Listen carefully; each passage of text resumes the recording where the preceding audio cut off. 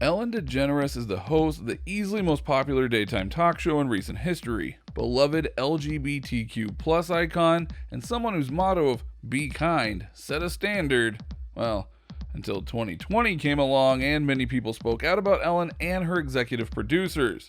They claimed that Ellen herself was very mean, and that she was very hurtful to certain staff members, and that the executive producers were behaving just as horribly, including being discriminatory, racist, and coming on to certain staff.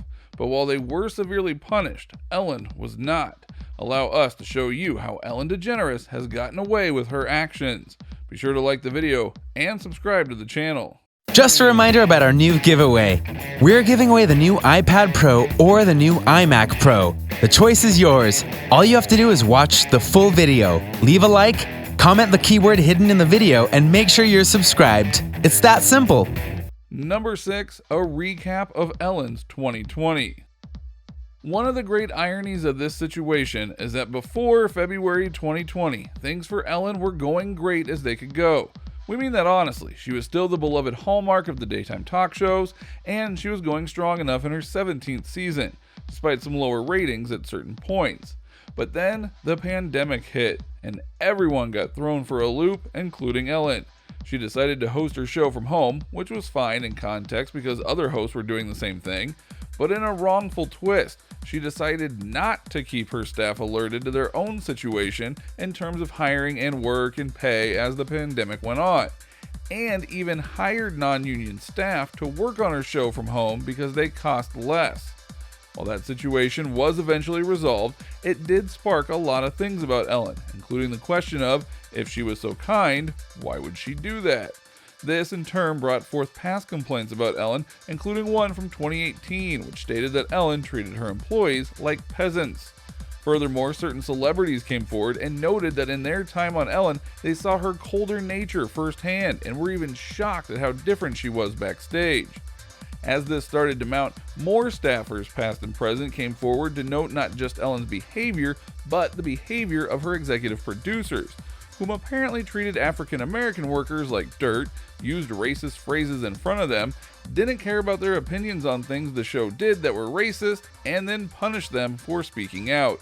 As if all this wasn't enough, apparently, the staff weren't able to take sick days for themselves or go to care for their families, and doing so would get them fired.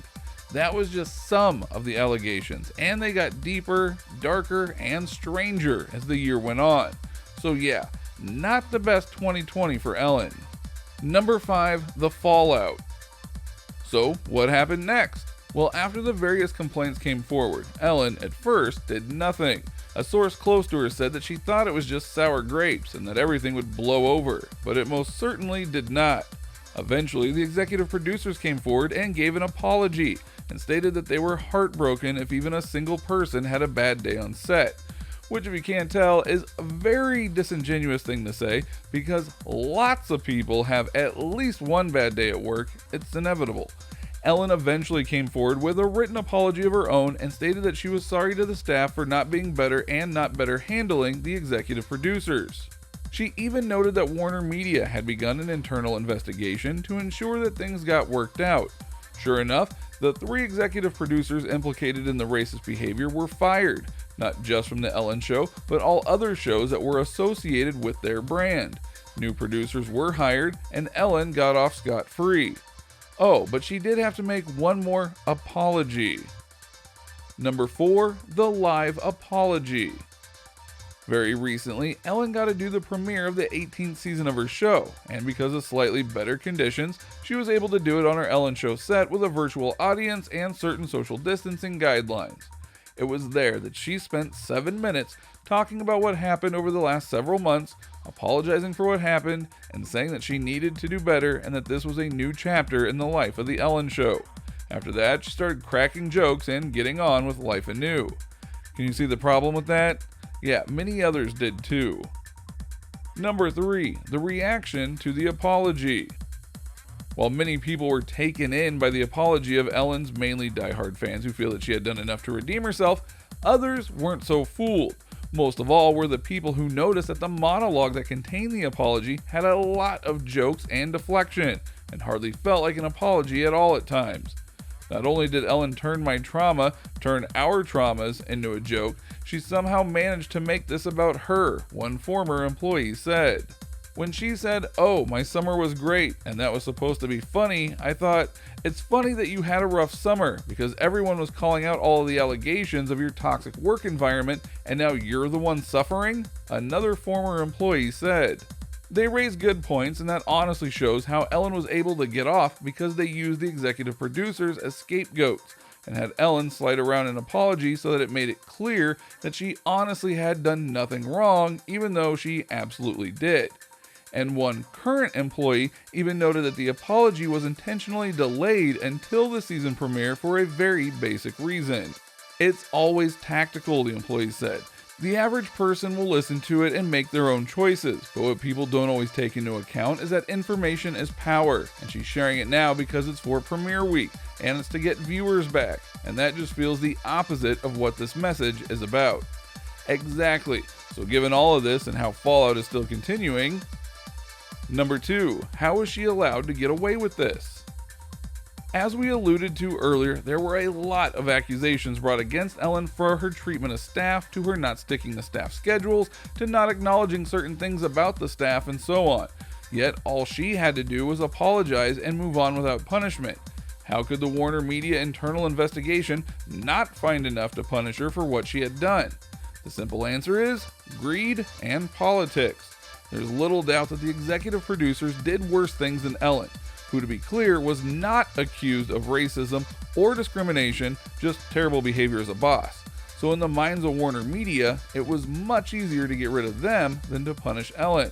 Plus, punishing Ellen would hurt the brand more than it already was, and that would cost them money, and whether we like it or not, that is a driving factor in Hollywood.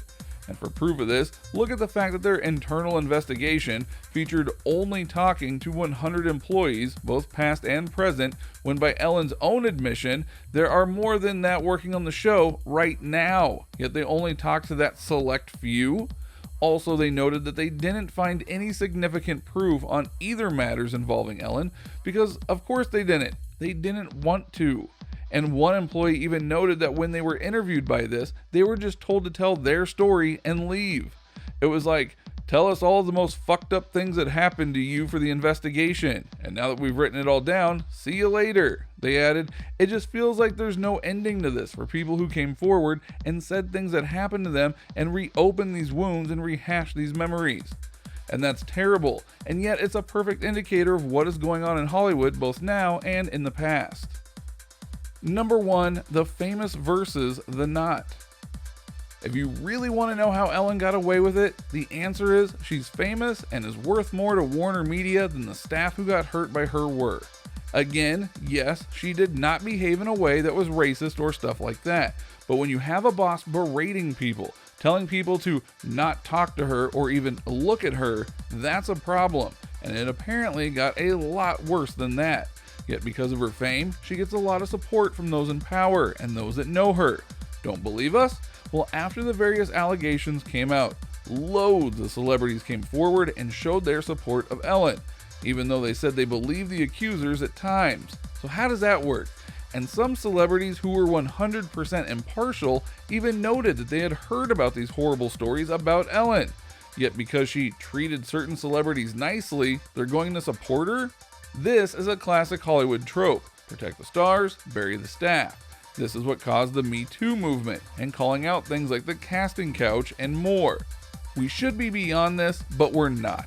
And since Warner Media can still make money from Ellen and her brand since she didn't do anything super scandalous, they're trying to protect her for all she's worth. And that is wrong. So what did you think? What do you think of this look at Ellen and how well she and truly got away with her actions despite being called out by many in terms of her behavior? Which of these actions should she have paid a heavier toll for?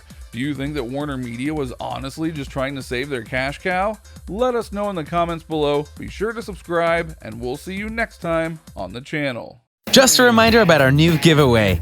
We're giving away the new iPad Pro or the new iMac Pro. The choice is yours. All you have to do is watch the full video, leave a like, comment the keyword hidden in the video, and make sure you're subscribed. It's that simple.